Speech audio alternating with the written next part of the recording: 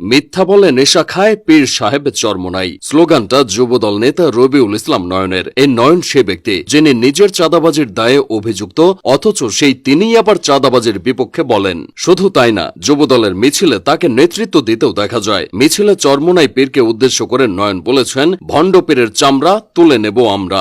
এর আগে প্রধান উপদেষ্টার বাসভবন যমুনার সামনে ইশরাক হোসেনের মেয়র পদের জন্য আন্দোলনের নেতৃত্ব দেন নয়ন। সেখানে তিনি তরুণ উপদেষ্টাদের ব্যঙ্গ করে স্লোগান দিয়েছিলেন, মাহফুজ একটা সান্ডার নাম, আসিফ একটা ব্যাঙ্গের নাম। এছাড়া নিজের এক ফেসবুক পোস্টে নয়ন লিখেছিলেন, নাহিদ সার্জিস হাসনাত সব শালাই চাঁদাবাজ। অন্যকে দোষারোপ করেন, কিন্তু নিজের চাঁদাবাজির ব্যাপারে জানতে চাওয়া হলে নয়ন অসুস্থতার অজুহাত দেখিয়ে এড়িয়ে যান। বিএনপির অন্যতম অঙ্গ সংগঠন যুবদলের সাম্প্রতিক কার্যক্রম বেশ বিতর্কিত। রবিউল ইসলাম নয়ন সেই বিতর্কের একটা মাত্র অংশ।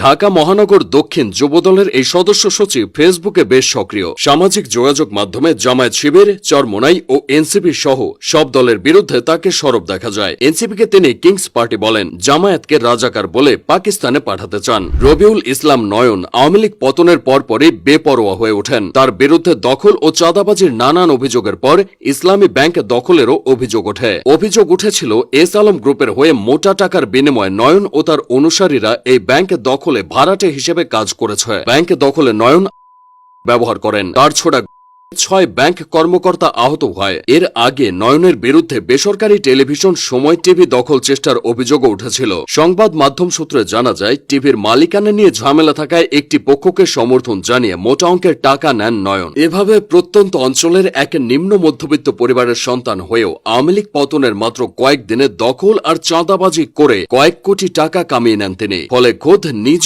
দলের মধ্যে নানান বিতর্ক হয়েছে তাকে ঘিরে। তবে ক্ষমতা আর প্রচ্ছন্ন ছায়ায় তার অবস্থানটা আরো শক্তিশালী হয়েছে। নয়নের গ্রামের বাড়ি মাগুরা জেলায়। তিনি মাগুরার মোহাম্মদপুরের নহাটা ইউনিয়নের পানিঘাটা গ্রামের আক্কাস শেখের ছেলে। মাগুরায় স্কুল জীবন শেষ করে তিনি ঢাকা গিয়ে ছাত্রদলের রাজনীতির সঙ্গে জড়িয়ে পড়েন। প্রথমে তিনি ঢাকা মহানগর উত্তর 47 নম্বর ওয়ার্ড মোহাম্মদপুর থানা ছাত্রদলের যুগ্ম আহ্বায়ক হন। পরে তার সরব নেতৃত্বের কারণে দলের ভারপ্রাপ্ত চেয়ারম্যান তারেক রহমান তাকে পর্যায়ক্রমে ঢাকা মহানগর ছাত্রদলের সাংগঠনিক সম্পাদক, মহানগর দক্ষিণ যুবদলের যুগ্ম আহ্বায়ক, কেন্দ্রীয় যুবদলের সদস্য ও মহানগর দক্ষিণ যুবদলের সদস্য সচিব মনোনীত করেন। আওয়ামী লীগের আমলে অন্যান্য অনেক নেতার মতো নয়নকেও বহুবার জেলে যেতে হয়েছে। তার ভাষ্যমতে, আওয়ামী লীগ সরকারকে হঠাৎ নেতৃত্ব দেওয়ার কারণে তাকে 19 বার কারাবরণ করতে হয়েছে। তার নামে 206টি মামলা দেয়া আছে। 2016 সালে মগবাজার মোড় থেকে পুলিশ তাকে ধরে নিয়ে 5 রাউন্ড এবং অমানবিক নির্যাতন করে ঢাকা মেডিকেলে ফেলে রেখেছিল। পরে নয়নকে উদ্ধার করে হাসপাতালে ভর্তি করা হয়। একটু সুস্থ হওয়ার পর পুলিশ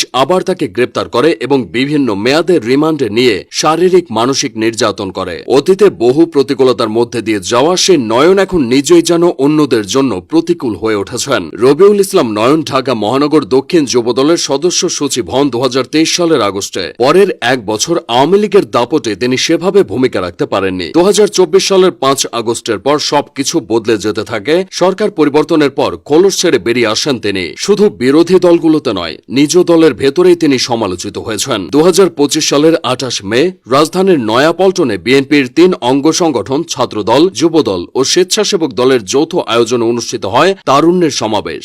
সমাবেশে দেশের বিভিন্ন এলাকা থেকে আসা নেতাকর্মীদের উপস্থিতিতে প্রকাশ্যে এক তরুণকে দেন নয়ন। সেই ভিডিও পরে সামাজিক যোগাযোগ মাধ্যমে প্রকাশ হলে সমালোচনা বাড়তে থাকে। এসব সমালোচনা আর বিতর্ক নিয়ে যুবদল নেতা নয়ন এখনও টিকে আছেন।